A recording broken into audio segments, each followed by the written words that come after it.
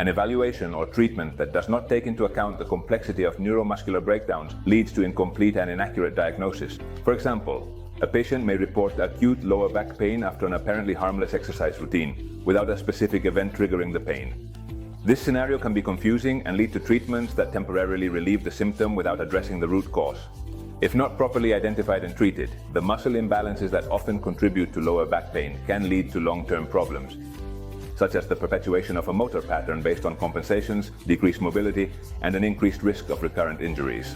These problems not only affect the patient's quality of life but also negatively influence their perception. Regarding the effectiveness of physiotherapy, which ultimately results in decreased adherence to treatment.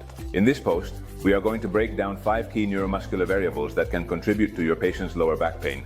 You will gain a deeper understanding of how to address this condition from the root.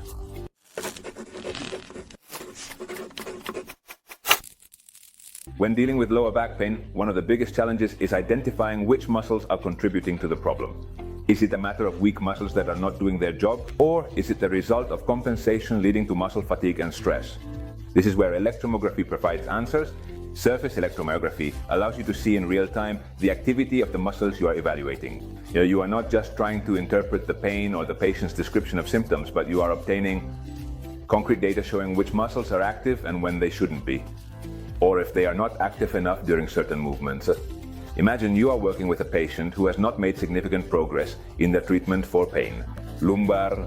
With EMG, you can discover that, for example, their lumbar muscles are constantly active, even at rest, or that the hip stabilizer muscles do not activate properly during basic activities. This information allows you to adjust and personalize the treatment, focusing on strengthening the underactive muscles and teaching the patient to relax those that are chronically tense. Let's break down.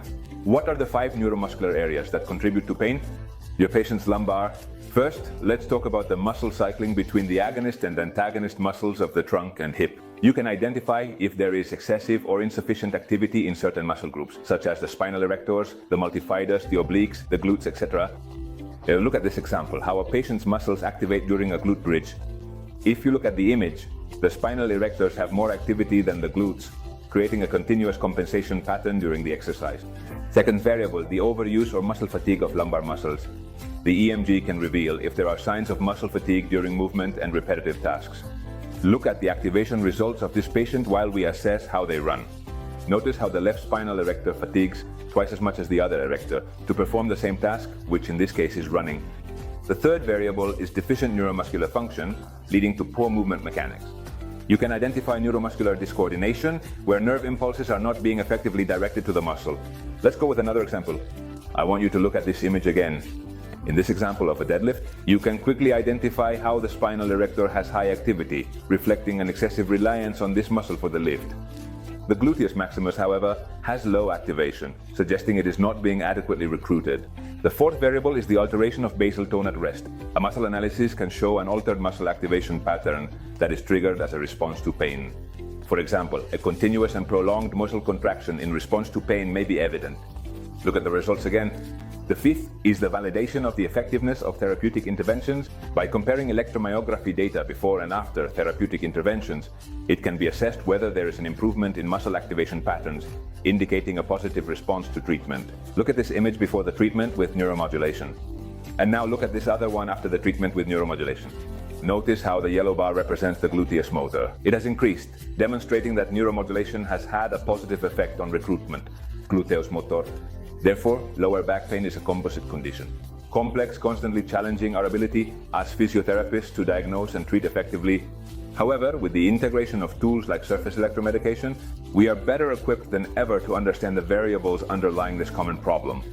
Electromedication not only enriches your understanding of muscular conditions, but also refines your treatments, making them more personalized and effective. For you, applying this understanding and these techniques can mean the difference between a treatment that only manages symptoms and one that resolves key issues, facilitating lasting recovery. And it improves the quality of life for your patients.